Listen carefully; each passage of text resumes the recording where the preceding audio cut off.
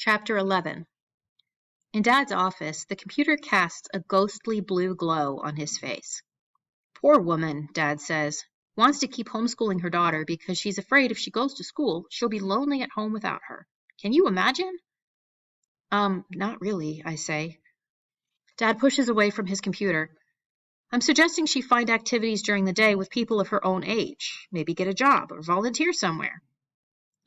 Great advice, I say, wishing I hadn't interrupted Dad's work on his advice column.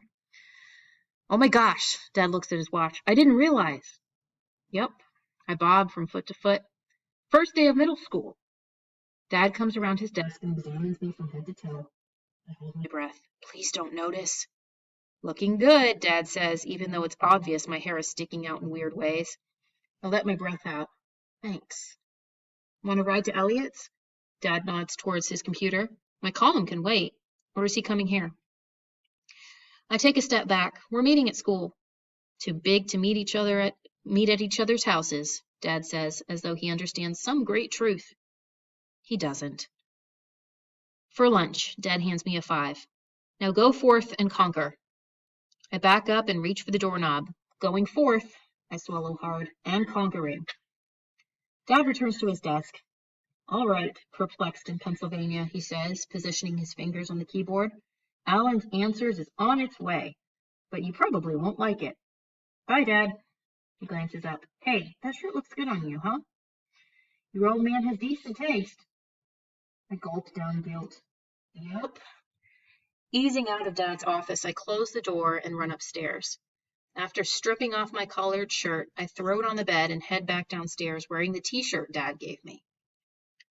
I feel sorry for the dorky 6th graders who won't know about the t-shirt thing. I'm lucky Elliot gave me the heads up.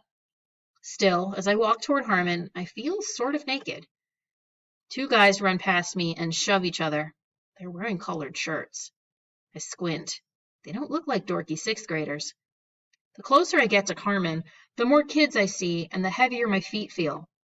By the time I reach the crossing guard at the intersection before school, my feet are 15-pound bowling balls. Breathe, David, breathe. When the crossing guard blows her whistle and motions me to walk, I force my bowling ball feet to carry me across the intersection, even though what I want to do is run home. Harmon's courtyard is flooded with kids, some hugging each other, some shoving, and some standing alone. Everyone is wearing a collared shirt. Correction. One really heavy guy, who is definitely not a 6th grader, wears a t-shirt that reads, I may be fat, but you're ugly and I can diet. Definitely not dress code. As I search for Elliot, a girl points at me, or more specifically at my t-shirt, and whispers to a girl beside her. Then they both giggle. Elliot Berger, I'm going to kill you for making me wear this stupid t-shirt. A loud buzzer sounds, and everyone funnels toward 2 open doors. I'm being pushed along, my heart pounding, because I don't want to be one of the only 2 kids to enter Harmon Middle School the first day wearing a t-shirt. That's when I see Elliot's face next to Tommy's. I let out a breath because I know that Elliot will be wearing his It's Not My Fault t-shirt, and we can stick together today. The girl in front of Elliot moves out of the way, so I have a good view of him and Tommy.